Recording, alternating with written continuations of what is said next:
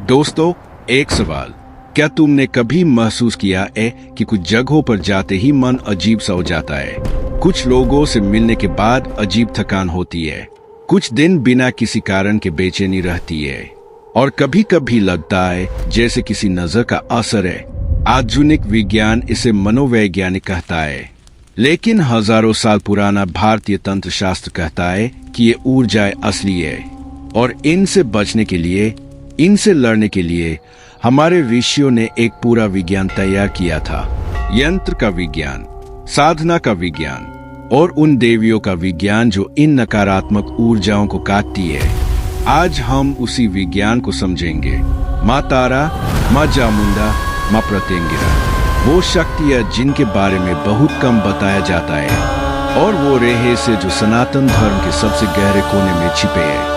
तो शुरू करते हैं सबसे बुनियादी सवाल से। यंत्र क्या है? दोस्तों, हम मंदिरों में मूर्तियां देखते हैं, वो देवता का एक रूप है, लेकिन यंत्र देवता का एक और रूप है। एक ऐसा रूप जो ज्यामितीय आकारों में, बिंदुओं में, रेखाओं में, त्रिकोणों में छिपा है।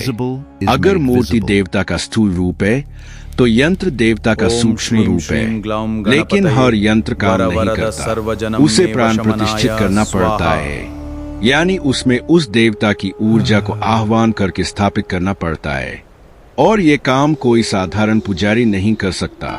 इसके लिए चाहिए एक सिद्ध उपासक, एक ऐसा साधक जिसने वर्षों की तपस्या से उस देवता को प्रसन्न किया हो। यंत्र का सबसे महत्वपूर्ण पहलू है उसकी सामग्री। जो यंत्र जितनी शुद्ध और सही सामग्री से बनता है, उतना ही शक्तिशाली होता है। सोने का यंत्र सबसे उच्च माना जाता है, तांबे का यंत्र मध्यम, और भोजपत्र पर लिखा यंत्र भी प्रभावशाली होता है। लेकिन सबसे जरूरी है प्राण प्रतिष्ठा। बिना इसके कोई भी यंत्र बस एक धातु का टुकड़ा है। अब बात करते हैं ज्योतिष और इष्ट देव के रिश्ते की। दोस्तों, ये जानकर हैरानी होती है, लेकिन भारतीय ज्योतिष भविष्य बताने का उपकरण नहीं है, वो एक आध्यात्मिक मार्गदर्शिका भी है। तुम्हारी कुंडली में जो ग्रह सबसे प्रभावशाली है, जो ग्रह तुम्हारे जीवन को सबसे ज्यादा प्रभावित कर रहा है, उससे पता चलता है कि तुम्हारा इष्ट देव कौन होना चाहिए।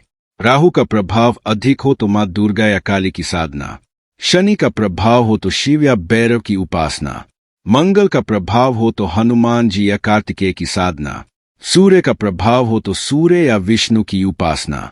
ये कोई अंधविश्वास नहीं है, ये एक वैज्ञानिक प्रणाली है जो व्यक्ति की ऊर्जा को सही देवता की ऊर्जा से जोड़ती है।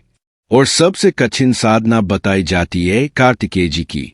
भगवान कार्तिकेय, शिव के पुत्र, स्कंद, सेनापति देव, उनकी साधना में अनुशासन का स्तर इतना कड़ा है कि बहुत कम साधक इसे पूरा कर पाते हैं।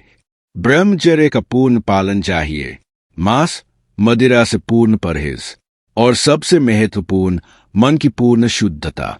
अगर साधना के दौरान मन में एक भी अशुद्ध विचार आए तो साधना टूट जाती है और नए सिरे से शुरू करनी पड़ती है।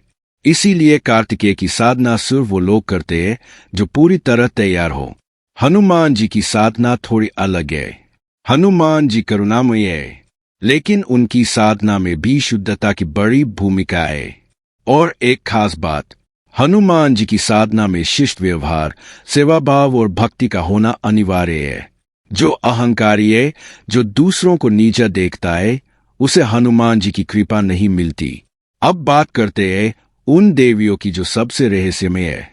माँ तारा 10 महाविद्याओं में से एक। उनकी उपासना तारापीठ में होती है, बंगाल के वीरभूम जिले में।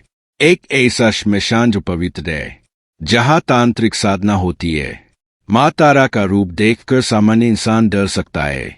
4 भुजाएं, गले में खोपड़ियों की माला, जिह्वा बाहर निकली हुई, श्मशान में खड़ी। लेकिन इस रूप के पीछे एक गहरा अर्थ है। माँ तारा का रूप कहता है कि वो मृत्यु से नहीं डरती। जो मृत्यु से नहीं डरता वो किसी से नहीं डरता। उनके भक्त की उनसे एक गहरी याचना होती है कि माँ, मुझे इस संसार के भय से मुक्त कर दो। मृत्यु का भय, हानि का भय, अपमान का भय। और माँ तारा की ऊर्जा को सबसे तीव्र माना जाता है। जो साधक माँ तारा की सच्ची उपासना करता है उसका विकास बहुत तेजी से होता है। लेकिन इसीलिए माँ तारा की साधना के लिए एक सिद्ध गुरु अनिवार्य है। बिना गुरु के तांत्रिक साधना खतरनाक हो सकती है। और अब बात करते हैं उस देवी की जो सबसे प्राचीन मानी जाती है, माँ चामुंडा। माँ दुर्गा ने जब चंद और मुंड नाम के असुरों का वध किया तब जो रूप उन्होंने धारण किया वो था माँ चामुंडा। माँ चामुंडा का स्वरूप बेहद उग्र है। अत्यंत क्रीस शरीर, चमड़ी हड्डियों पर चिपकी हुई, आंखें गहरी, और उनका यह रूप एक महत्वपूर्ण संदेश देता है। सुंदरता शरीर में नहीं होती, शक्ति शरीर में नहीं होती, शक्ति आत्मा में होती है। और माँ चामुंडा का वो क्रीस रूप यही बताता है कि जो आत्मा में है वो देह से नहीं मापा जाता। माँ चामुंडा की उपासना नकारात्मक ऊर्जाओं के विरुद्ध की जाती है। जब किसी को लगे कि बाहरी नकारात्मक शक्तियां उसे प्रभावित कर रही है तब माँ चामुंडा की शरण में जाते हैं। और अब बात करते हैं उस देवी की जो काले जादू के विरुद्ध सबसे प्रभावशाली रक्षा कवच मानी जाती है, माँ प्रत्यंगिरा। माँ प्रत्यंगिरा का उल्लेख अथर्ववेद में है। उनका स्वरूप सिंह के मुख वाली और मानव शरीर वाली देवी का है। वो प्रत्याक्रमण की देवी है, यानी अगर कोई तुम पर नकारात्मक ऊर्जा, काले जादू का प्रयोग करे तो माँ प्रत्यंगिरा उस ऊर्जा को वापस उसी की तरफ लौटा देती है। उनकी उपासना बहुत कठोर है और बहुत कम लोग इसे करने का साहस रखते हैं। लेकिन जो सच्चे भक्त उनकी शरण में जाते हैं उन्हें वो एक अभेद्य कवच देती है। अब बात करते हैं 64 योगिनियों के रहस्य की। भारत में कुछ खास मंदिर है जिन्हें 64 योगिनी मंदिर कहते हैं। ओडिशा में हीरापुर और रानीपुर एरियाल में, मध्य प्रदेश में मुरैना और जबलपुर में। इन मंदिरों की खासियत ये है कि ये गोलाकार है, छत नहीं है, खुले आसमान के नीचे, और इनमें 64 देवियां एक गोले में बैठी है। ये योगिनियां कौन है? तांत्रिक परंपरा में ये वो शक्तियां है जो साधक की रक्षा करती है, उसे शक्ति देती है। और उनकी संख्या 64 क्यों? क्योंकि 64 कलाएं है और हर योगिनी एक कला की अधिष्ठात्री है। इन मंदिरों में एक अद्भुत ऊर्जा होती है और जो लोग वहां जाते हैं वो कहते हैं कि वहां कुछ महसूस होता है जो बाकी जगहों पर नहीं होता। और अब बात करते हैं मत्स्येंद्रनाथ की। तंत्र के जनक। नाथ परंपरा में मत्स्येंद्रनाथ को तंत्र का पहला गुरु माना जाता है। कहा जाता है कि उन्होंने समुद्र के तल पर शिव पार्वती का वार्तालाप सुना और उससे तंत्र का ज्ञान प्राप्त किया। मत्स्येंद्रनाथ के शिष्य थे गोरखनाथ, और गोरखनाथ ने वो ज्ञान पूरी दुनिया में फैलाया। आज नाथ परंपरा के साधु पूरे भारत में है और उनकी साधनाएं उस प्राचीन तंत्र ज्ञान को जीवित रखे हुए है।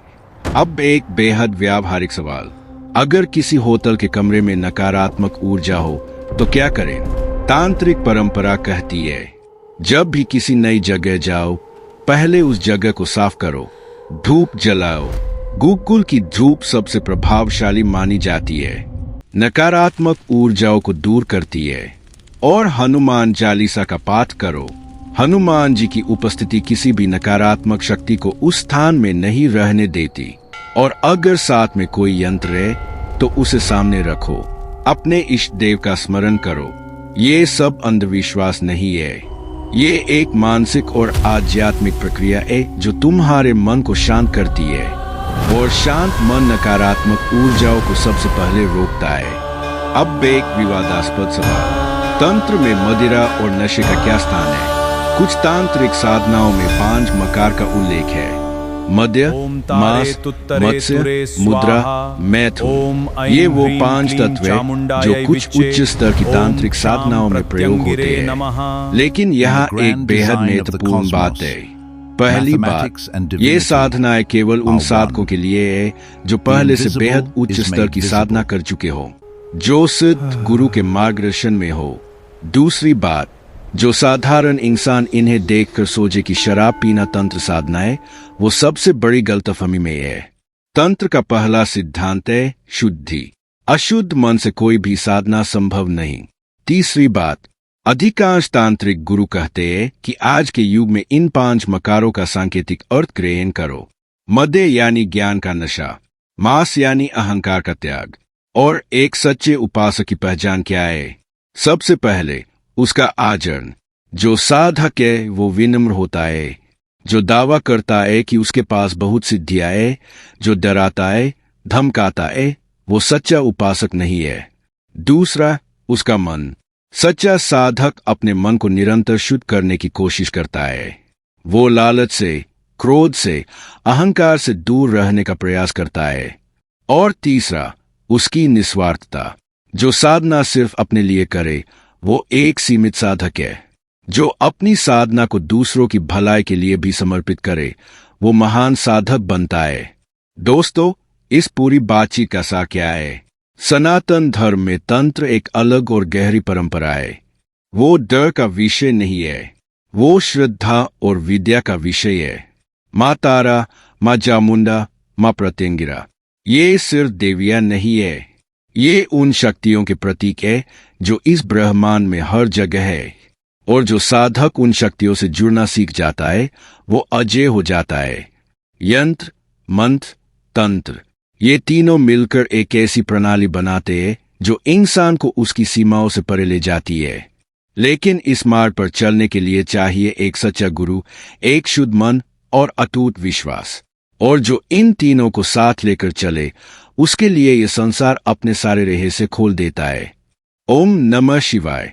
अगर इस वीडियो ने तुम्हें सनातन धर्म के तांत्रिक रहस्यों की एक नई समझ दी, अगर इसने तुम्हें इन दिव्य शक्तियों के करीब ले जाया, तो इसे उन सभी लोगों के साथ शेयर करो जो साधना, तंत्र और सनातन दर्शन में रुचि रखते हैं। चैनल को सब्सक्राइब करो क्योंकि तंत्र, यंत्र और वैदिक विज्ञान के ऐसे और गहरे, रहस्यमय और जीवन बदलने वाले विषय तुम्हारा इंतजार कर रहे हैं।